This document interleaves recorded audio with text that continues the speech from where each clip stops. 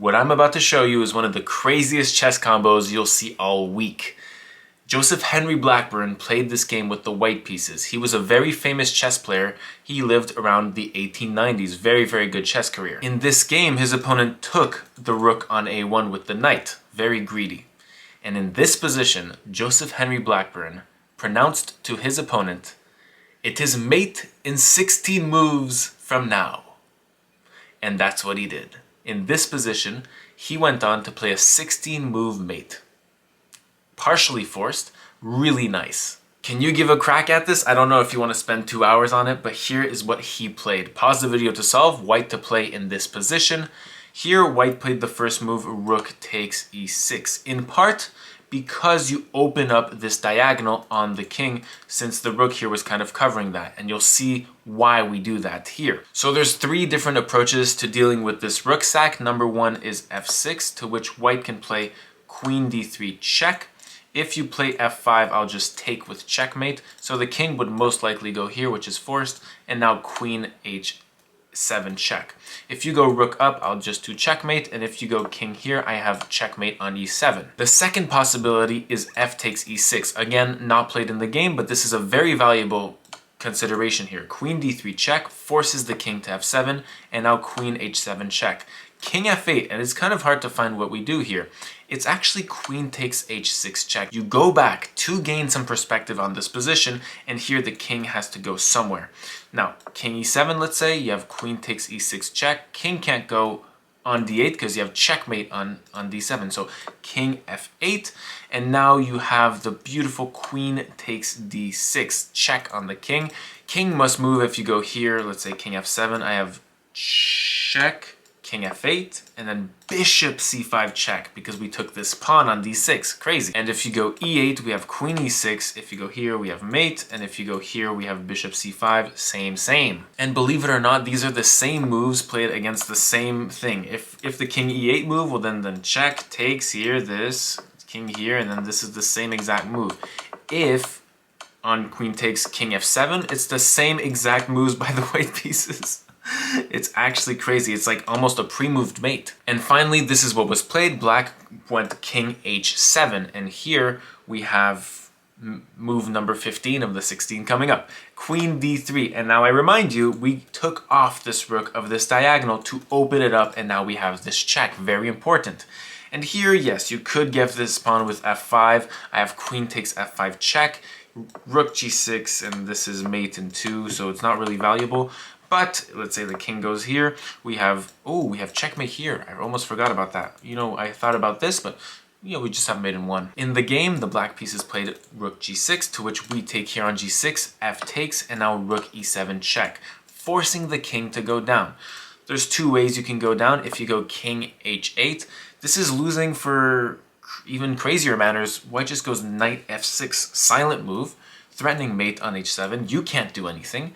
You can try to sack your queen, I'll take happily.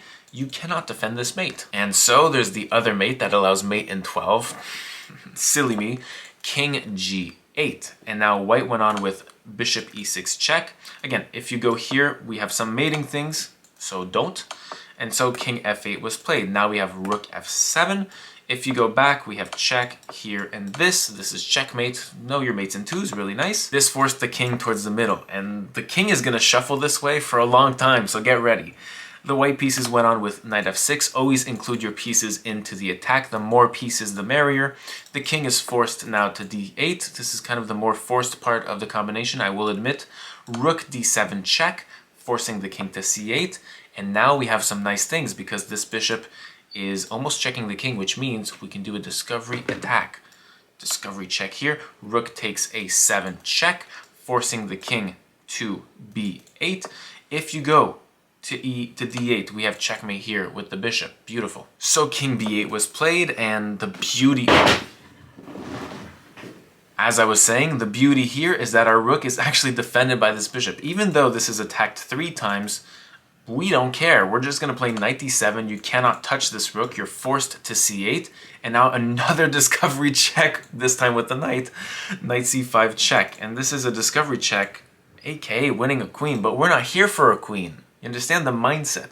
Okay, the king can't go to b8 because we have checkmate on b7. The king needs to go to d8. And so now we pursue rook d7 check. Now, the king cannot go to e8 because this is somehow mate in 2. Try to solve it. Bishop f7 check, king here, and knight e6 taking up the square too. It's beautiful. So king c8 was played, and now we have a third discovery check from this rook on f7, rook f7 check. If the king goes here, same as before, rook b8 checkmate, so the king will go to d8. And now knight b7 check, forcing the king to e8, knight takes d6, king d8, and rook d7 checkmate. The best part about this entire game is that not only was this a simul played by Joseph Henry Blackburne, which means he was playing 8 games at the same time, he was also memorizing each of the 8 games because he was playing blindfolded. What? He saw mate in 16 forced, blindfolded. He's a wizard. He's a wizard. He is the Wizard of Oz. Actually, my bad here. Joseph did not go with this checkmate. He liked the bishop checkmate more, which I agree with. Nicer mate. Thanks for watching. I hope you enjoyed this video. And now, since you've been so patient throughout this video, I have a little surprise for you. I would like to share with you this amazing study. A study in chess is a composition. It's completely fabricated chess position, such as this one, in which one side somehow has a mating opportunity, and it's fabricated, but it's beautiful. So here's white to play and win. You'll solve it if you just take this one piece of advice. Think of the most absurd, crazy, out-of-the-box, wacko, crazy, asylum crazy move in this position, and you'll find it. Think of the weirdest move, Here, it's white to play and win. Mate in 3, checkmate in 3. The white piece is played to checkmate in 3 moves. Pause the video to solve the problem. Problem of the day. Let's see what we get. Today, in this position, it's mate in 3 for the white pieces. Pause the video to solve the problem. Here it is. Queen b6. And I'm not even saying check. It feels awkward not saying check, but I guess it is what it is. Here we're threatening checkmate on d8. I think that's the concept here. We're playing a move to threaten back rank, but this move does other things, right? No. In fact, the black pieces are in a total zugzwang. Here, a couple ways there is to defend against this. Let's say you want to take the queen, right? Simple. Take the queen. Here there's rook a2 check. The king will move to b8, and now we have king mate, king checkmate. I love this game. Secondly, if you go a6 and now there's no back rank mate, there is still mate with b6. Beautiful pawn mate. Everybody, they knew all the memes at the time of this composition. I love it. Ahead of its time. If rook h6 check, now possibly can't be still mate in 2 for the white pieces after a check. You'd be wrong. King c7. And now there's a threat here of mate on d8, and forget the other days, because, you know, oh, bishop e6. Wait, this is not mate here. We have this other mate on b7.